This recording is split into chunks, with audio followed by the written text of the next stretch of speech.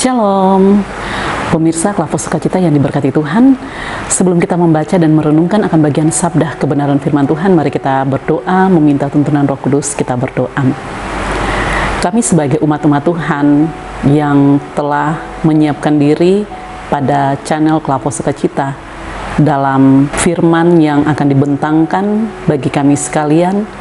Oleh sebab itu, Tuhan berikan kami ketenangan dan konsentrasi untuk menikmati firman yang adalah santapan rohani. Dan bagi hamba-Mu, Tuhan lengkapi hamba dengan hikmat dan pengetahuan wawasan, sehingga jangan menurut kekuatan dan kehebatan hamba, tetapi biarlah atas otoritas Tuhan Engkau hadir dan Tuhan sendiri yang berbicara kepada kami. Kami siap dan akan sambut firman-Mu. Amin. Pemirsa yang diberkati Tuhan, pembacaan firman Tuhan terambil dari kitab Mazmur pasal 50 ayat 8 sampai pada ayatnya yang ke-15.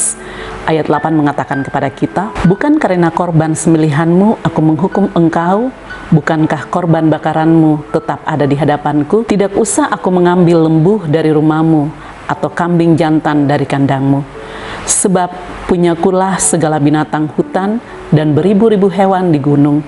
Aku kenal segala burung di udara, dan apa yang bergerak di padang adalah dalam kuasaku. Jika aku lapar, tidak usah kukatakan kepadamu, sebab punyakulah dunia dan segala isinya. Daging lembu jantankah aku makan, atau darah kambing jantankah aku minum? Persembahkanlah syukur sebagai korban kepada Allah, dan bayarlah nasarmu kepada Yang Maha Tinggi.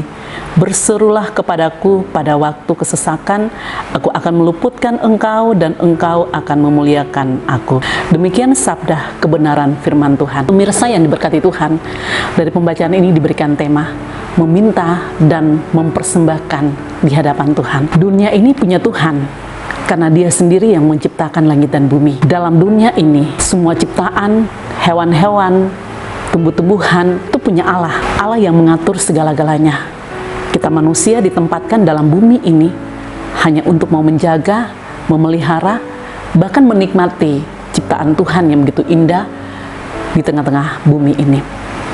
Maka perjalanan setiap manusia di dalam bumi ada setiap mereka yang hidup benar, bahkan ada kehidupan mereka yang hidup tidak benar, atau ada di dalam setiap keberdosaan. Pemirsa yang diberkati Tuhan, kita melihat dari pembacaan ini, si pemazmur Asaf, dia mengungkapkan, menguraikan, dan menjelaskan secara mendetail dalam keagungan dan keperkasaan Allah di tengah-tengah kerajaan Daud dalam kepemimpinannya pada saat itu, untuk mau mengarahkan kepada umat supaya umat yang tetap menaruh iman kepercayaannya sungguh kepada Tuhan datang dan tetap harus dia berseru ketika ia mengalami kesesakan, ia mengalami banyak persoalan, tantangan, cobaan yang datang silih berganti.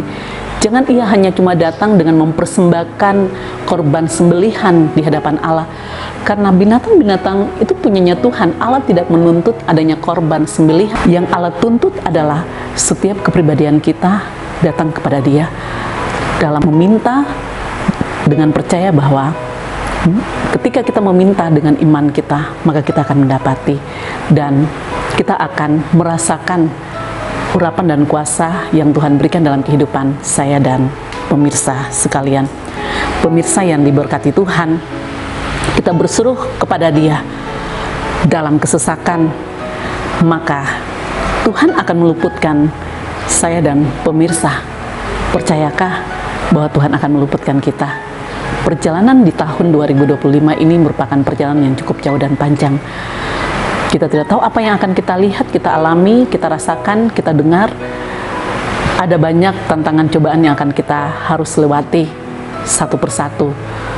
Ketika kita mengalami banyak persoalan, ingat bahwa Tuhan mengingatkan kepada kita untuk harus berseru kepada Dia, karena Dia akan membawa kita untuk melewati semua tantangan cobaan yang datang silih berganti, karena Dia tidak menjanjikan langit yang biru, jalan yang mulus, tetapi yang Dia janjikan bahwa Dia selalu akan menyertai saya dan pemirsa sekalian. Orang yang tidak benar atau orang-orang fasik, kehidupan mereka terlihat bahwa mereka selalu ingin mau menyelidiki tentang ketetapan atau setiap peraturan-peraturan atau kebenaran yang selalu disampaikan untuk menegur mereka sebagai orang-orang yang berdosa. Mereka tidak mau menerima setiap teguran-teguran. Mereka selalu mau membenarkan diri mereka bahwa mereka adalah orang-orang benar, orang-orang yang tidak perlu untuk ditegur dan dinasihati.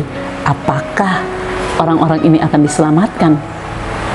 Kehidupan mereka sebagai orang-orang fasik, Tuhan tidak berkenan, dan Tuhan tidak akan memberikan pertolongan bagi mereka yang adalah sebagai orang-orang fasik atau orang-orang yang berdosa, karena kehidupan mereka bertentangan di hadapan Allah dan tidak mau melakukan setiap perintah Tuhan. Maka berusahalah menjadi orang yang benar di hadapan Tuhan dan tanggalkan setiap kehidupan kejahatan yang berbau dosa, karena itu tidak akan memberikan berkat dan janji untuk dapat kita miliki yang berasal dari Tuhan di dalam kehidupan saya dan pemirsa sekalian. Amin. Mari kita berdoa.